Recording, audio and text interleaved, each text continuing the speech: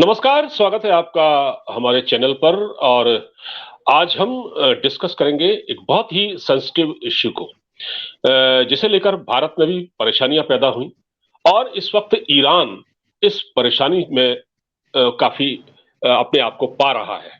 अ, अभी आपने सुना होगा कि ईरान में एंटी हिजाब प्रोटेस्ट चल रहे हैं और जो मुझे खबर मिली है उसके मुताबिक 400 से ऊपर लोग मारे जा चुके हैं, जिसमें महिलाएं भी हैं और जिसमें बच्चे भी हैं, लड़कियां भी हैं।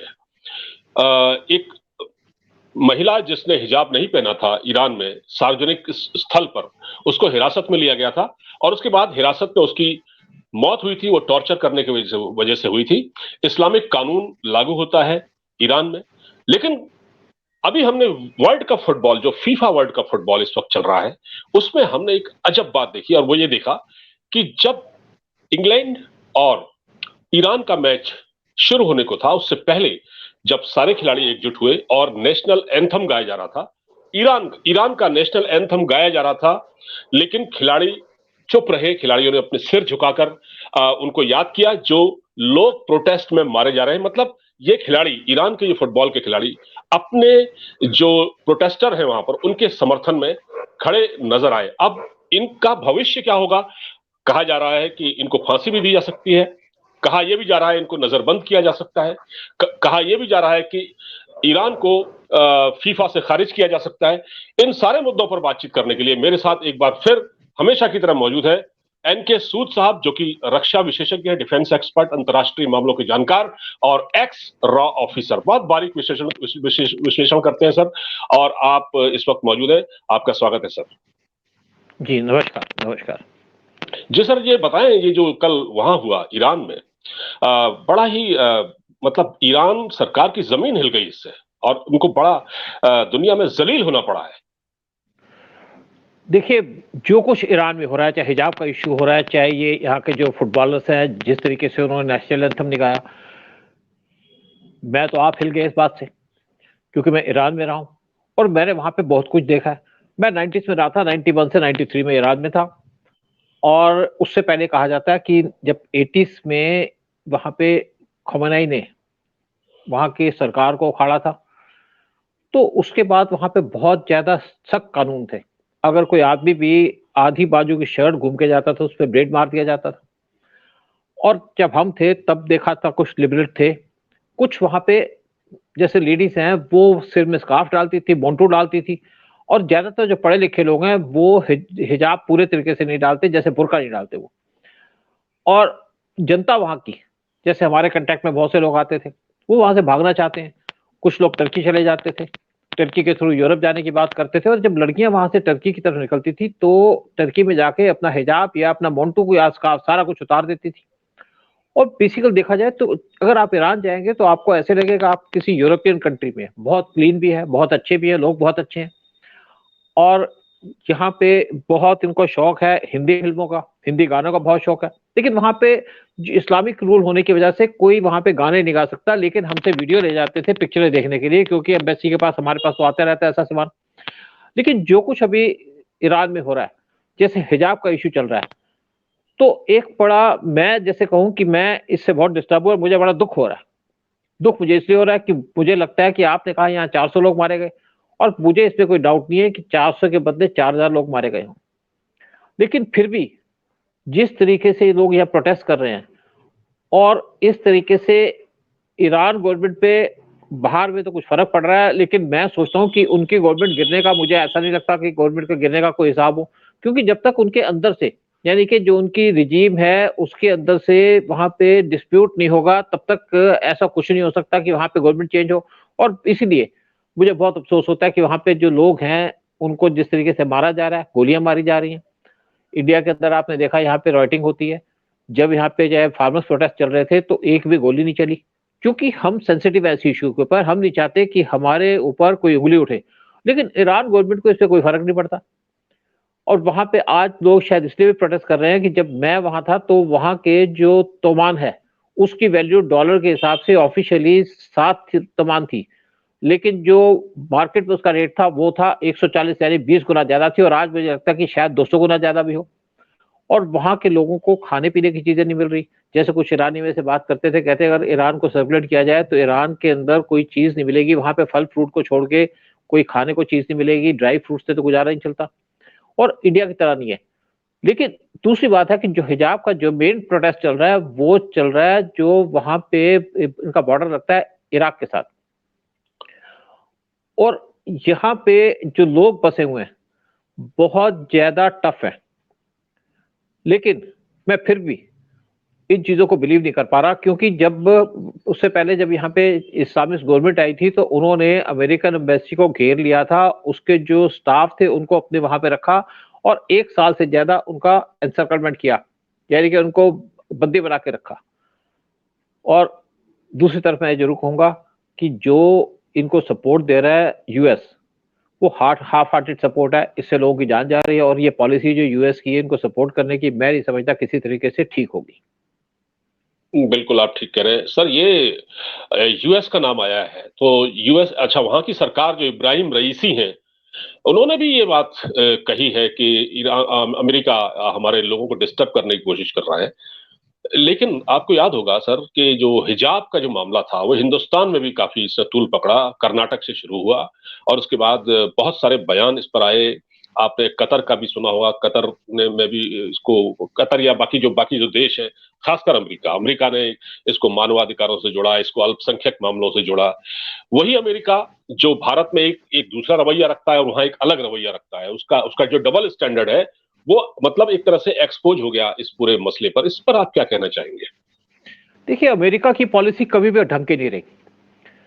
कहीं पे सपोर्ट करता है, वहां पे जो डेमोक्रेटिक कंट्रीज, अगर वहां पे आर्मी रूल हो जाए तो उस पर सैंक्शन लगा देता है। और कई बार पाकिस्तान के अंदर जहां पे अथॉरिटेरियन रूल हुआ या आर्मी का रूल हुआ तो उनको सपोर्ट करता है। अमेरिका के इंडिया के ऊपर हमेशा यूएस टारगेट करता है ह्यूमन राइट्स के ऊपर, और अब लेटली इंडिया ने भी टारगेट करना शुरू कर दिया यूएस को ह्यूमन राइट्स के इशू के ऊपर। इलान ओमर इनकी एक एमपी हैं जो इस्लामिस्ट हैं, और वो इस्लामिक इशू के ऊपर इंडिया को टारगेट करना चाहते हैं, क्योंकि यहाँ पे गलत तरीके से प्रोजेक्ट किया जाता है वर्ल्ड के अंदर कि इंडिया के अंदर मुसलमानों के साथ जास्ती होती है, बल्कि यहाँ पे उल्टा चलता है, मुसलमान हिंदुओं पे जास्ती करते हैं, जबकि बहुत माइनॉरिटी में है। और लेकिन अब पिछले कुछ सालों से जो मुस्लिम्स की जो एक्सेसेस है उसको कंट्रोल किया जा रहा है। लव जिहाद भी इंडिया के अंदर होता है, इसके ऊपर यूएस कुछ नहीं बोलेगा। यूएस जो पाकिस्तान के अंदर वहां पे हिंदूज को टारगेट किया जाता है उस पर कुछ नहीं बोलता, लेकिन इंडिया को टारगेट करता है क्योंकि हमारी सबसे बड़ी यहाँ पे डेमोक्रेसी है। और दूसरी तरीके से देखा जाए तो इंडिया को टारगेट करने में उसका शायद मजा भी आता है, एक गलत टाइप की पॉलिसी खेलता है। और जो यूएस की पॉलिसी है आज ईरान के अंदर, ईरान को अगर बर्बाद किया है तो यूएस ने बर्बाद किया है। अदरवाइज वहां पे पहलवी जब किंग थे तो बहुत अच्छा था ईरान, ईरान के लोग बड़े खुश भी थे। और उसके बाद अगर वहां पे खोमेनी, उसको वहां पे लाया गया फ्रांस से, तो अमेरिका की पॉलिसी थी, उसके बाद अमेरिका उसको कंट्रोल नहीं कर सका, जिसकी वजह से वहां पे जो रेडिकल्स है उन्होंने कंट्रोल में आ गए। और अमेरिका का जो डबल स्टैंडर्ड्स है, चाहे पाकिस्तान और इंडिया की तरफ हो, चाहे ईरान के अंदर हो और इंडिया की तरफ हो, ये बेसिकली वर्ल्ड के लिए एक बहुत बड़ा नुकसान है, वर्ल्ड के लिए हार्मफुल है। जी सर, कहीं ना कहीं आपको ये नहीं लगता कि गलतियां ईरान से भी हो रही हैं? ईरान भी, जैसे आपको मालूम होगा कि एक तरफ तो सऊदी अरब से उसका पंगा चलता है, हूथी विद्रोहियों को वो समर्थन देता है, इंटरनल डिस्टरबेंसेस ईरान में बहुत है, इतने सारे सैंक्शन उन पर लगे हुए हैं। उधर वो हिजबुल्लाह को हथियार भी देता है जो लेबनान में एक्टिव है। तो ये कि ईरान जब अपने आप को, जब आप दरअसल जब आप अपने आप को स्टेबल नहीं रखना चाहेंगे, आप खुद को मजबूती से खड़ा नहीं कर पाएंगे, तो फिर आपके वहां इस तरह की एक्टिविटीज होंगी, डिस्टरबेंस होंगे, जैसे आज हिजाब का हो रहा है और उसमें बाहर के लोग खेल रहे हैं। जी देखिए, जो बेसिकली इनके गल्फ के साथ इश्यूज हैं वो है शिया सुन्नी का। जैसे ज्यादातर सऊदी की जो सऊदी है, यूएई हो गया, ये सुन्नी है। और दूसरी तरफ सीरिया, वहां पे जो रूल चल रहा है वो चल रहा है शियास का, ईरान शिया है।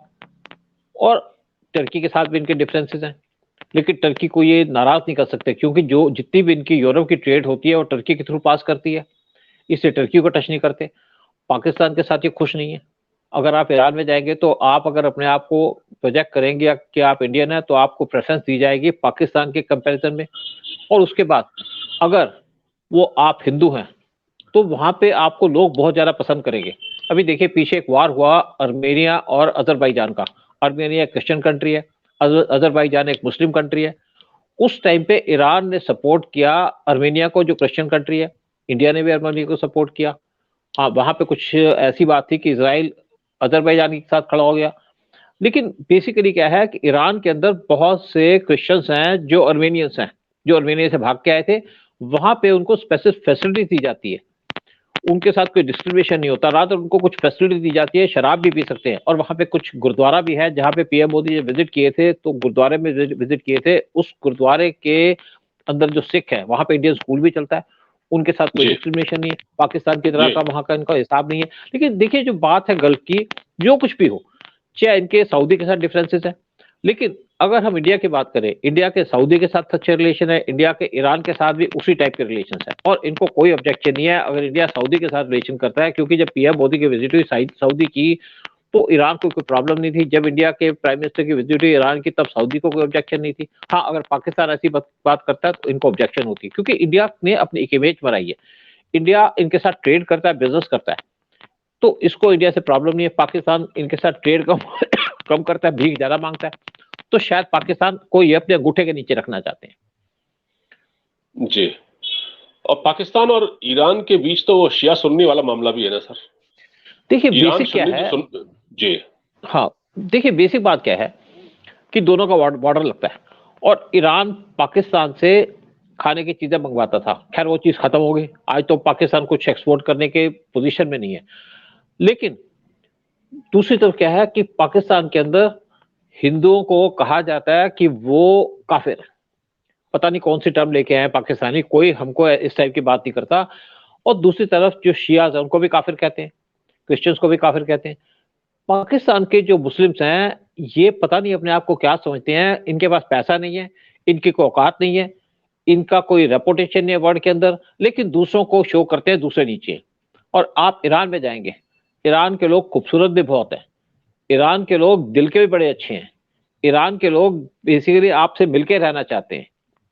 लेकिन पाकिस्तान में हिसाब दूसरा है, वहां से लड़कियों को उठा के ले जाते हैं। ईरान के अंदर देखा जाए तो बेसिकली हम भी रहे हैं, कोई सिर्फ अंसारी के टाइम में वहां दिक्कत हुई क्योंकि अंसारी के दूसरे एटीट्यूड थे, अदरवाइज कोई जी दिक्कत नहीं थी ईरान के अंदर। बहुत अच्छे फ्रूट्स मिलते हैं, बड़ा अच्छा एनवायरनमेंट है, और ईरान के अंदर हमको इज्जत भी मिलती है, वहां के लोग हमको रेस्पेक्ट देते हैं। मैं आपको बता दूं कि ईरान की एक प्रोविंस है यस, उनको हिंदी बोलते हैं। बड़ा आश्चर्य है मुझे जब वहां पे बात करके कि बहुत से लोग अच्छा हिंदी में बात करें। जी। जी तो उससे उनसे मैंने कहा कि भाई आपको हिंदी कैसे पता? कहते हैं हमारे बच्चे तो मुंबई में पढ़ते हैं, और मुंबई में जाके जब इंडिया का बॉर्डर क्रॉस करते हैं, मुंबई जाते हैं, तो बॉर्डर क्रॉस करने के बाद हमको यहाँ पे सांस आती है अच्छे से। वाह तो हाँ, और यस जो है वहां के कारपेट बड़े मशहूर है। और क्या, हमने क्रिकेट की टीम बनाई थी जब एम्बेसी में थे, उसमें ईरानियों के साथ हम क्रिकेट खेला करते थे। एक बार एक ने कहा कि एक पाकिस्तानी है, क्या उसको हम टीम में रख लें? हमने कहा कोई ऐसी ऑब्जेक्शन नहीं। बाद में उन्होंने उसको नहीं रखा। मैंने कहा क्यों नहीं रखा? कहते हमारे लोगों को ऑब्जेक्शन है, मतलब ईरानियों को ऑब्जेक्शन थी कि पाकिस्तानी को टीम में नहीं रखेंगे। हमको ऑब्जेक्शन नहीं थी। लेकिन बहुत खूबसूरत लोग हैं, खूबसूरत दिल के भी खूबसूरत है। बिल्कुल सर, आप सही कह रहे हैं, ये एक्सपीरियंस है। और बात ये है कि आप क्योंकि वहां रहे हैं, आपने तो बहुत नजदीक से देखा है सब कुछ, वहां पर ईरान के सोसाइटी को, वहां के समाज को, वहां के रहन सहन को। हमने तो यहाँ तक सुना है कि जैसे आपने वाकया सुनाया क्रिकेट टीम का कि हम पाकिस्तान, उसने पाकिस्तान के उसको शामिल नहीं किया टीम में, और इसलिए नहीं किया क्योंकि उनकी टीम नहीं चाहती थी। यही अफगानिस्तान में भी देखा जा रहा है। अफगानिस्तान में तो बेइंतहा नफरत है पाकिस्तानियों से। वहां का आम आदमी पाकिस्तानियों को देखना नहीं चाहता है। आप एक चीज ना, जैसे आप देखिए वर्ल्ड के अंदर, चाहे अमेरिका हमको टारगेट करता है, यूके हमारे पे रूल करता रहा, वहां पे हमारे मंदिरों पे अटैक होते हैं जो पाकिस्तानी करते हैं, लेकिन वहां पे एक हिंदू को उन्होंने प्राइम मिनिस्टर बनाने में हिचक नहीं की, क्योंकि उनको अपनी कंट्री देखनी है। और बेसिकली इतने सालों से जैसे क्या होता था, पहले हमारे लोग जो बाहर जाते थे तो ऐस जाते थे लेबरर्स, उसके बाद कुछ लोग यहाँ पे पढ़े लिखे जाने शुरू हो गए, हमारे जैसे नर्सेस और डॉक्टर जाने शुरू हो गए, अब इंजीनियर्स जाने शुरू हो गए। तो उनको देखा कि इंडिया के जो लोग ज्यादा पढ़े लिखे, ज्यादा कैपेबल है, ज्यादा हार्ड वर्किंग है। अभी जैसे ऋषि सुनोक से कहा कि 3,000 हम जो यहाँ पे जो इंजीनियर्स हैं उनको वीजा देंगे अपनी कंट्री में काम करने के लिए। तो अब वर्ल्ड के अंदर इंडिया की पोजीशन चेंज हो रही है, चाहे यूरोप हो चाहे यूएस हो, पहले जैसी सिचुएशन नहीं है। और मैं इसका पूरा क्रेडिट देता पीएम मोदी को और इंडियंस, क्योंकि हम पीसफुल लोग हैं, हम किसी से झगड़ा नहीं करते, कोई ड्रग्स में इन्वॉल्वमेंट नहीं होते। अभी सऊदी अरेबिया ने अपने यहाँ पे काफी लोगों को उन्होंने मौत की सजा दी है, जिसमें से एक भी इंडियन नहीं है, ना इंडिया का हिंदू ना इंडिया का मुसलमान। तो एक बहुत बड़ी बात है, बहुत अचीवमेंट है हमारे लिए। सर एक बात बताएं कि आपका अनुभव क्या कहता है। अब जैसे जो वाकया सामने आया फीफा वर्ल्ड कप में, ईरान की फुटबॉल टीम ने जिस तरह से अपने नेशनल एंथम की मतलब कह सकते हैं बेअदबी की है, तो उससे जो मैसेज दुनिया में गया उससे ईरान को तो दुनिया भर में जलील होना पड़ा है। तो अब आपको क्या लगता है कि इन खिलाड़ियों के साथ वहां की सरकार क्या सलूक कर सकती है? देखिए जी, इनको मैं तो नहीं समझता कि इनकी सरकार इनको छोड़ेगी, इनको पनिशमेंट देगी। मैं ये नहीं कहता कि इनको गोली मारेंगे या इनको फांसी देंगे, लेकिन इनको सजा भी देंगे। क्या सजा देते हैं हम कुछ नहीं कह सकते, क्योंकि एक बात कहूंगा कि ईरान के अंदर कभी किसी लड़की को, अनमैरिड लड़की को अगर मौत की सजा देते हैं पहले टाइम में भी, तो उस लड़की को बड़े, आपको सुन के बड़ी हैरानी होगी, उसको एक दिन पहले अपने फांसी देने से एक उनका जो इमाम है उसके साथ सोना पड़ता था। वो कहते हैं कि ये लड़की स्वर्ग में तब जाएगी जब ये किसी इमाम के साथ रात को सोएगी। एक बड़ा आश्चर्य होता है इन लोगों का, एक बड़ा आदमी को घिन आती है ऐसी बातों से कि एक को आप मारने जा रहे हैं उससे पहले आप उसके साथ सेक्स में इंडल्ज करते हैं। जो ये ईरान का कल्चर है ये मैं समझ नहीं पाया, या शिया का जो कल्चर है वो मैं समझ नहीं पाया। तो ये लोग जिस तरीके से अभी आपने बात की, मुझे सारी बातें सुन के अफसोस होता है कि इन लोगों का फ्यूचर क्या होगा। क्योंकि देखिए, आप अमेरिका की बात करते हैं, अमेरिका दूसरी कंट्रीज में हर एक जगह इंटरफेयर करता है। अफगानिस्तान में क्या हुआ, सब कुछ छोड़ के भाग गए। बिलियंस ऑफ डॉलर्स उन्होंने खर्च किए। इंडिया ने $3 बिलियन खर्च किए। इंडिया ने कहां पे खर्च किए? उनके रोड्स बनाने में, डैम बनाने में, उनके पार्लियामेंट की बिल्डिंग बनाने में, उनका इंफ्रास्ट्रक्चर में, वहां पे हॉस्पिटल बनाने में, स्कूल बनाने में। अमेरिका ने क्या किया? अमेरिका ने इनको आर्म्स एमुनिशन दिया, जैसे इस टाइम पे रशिया के खिलाफ दे रहा है यूक्रेन को, और अमेरिका को इसीलिए वहां पे लोग हेट करते हैं।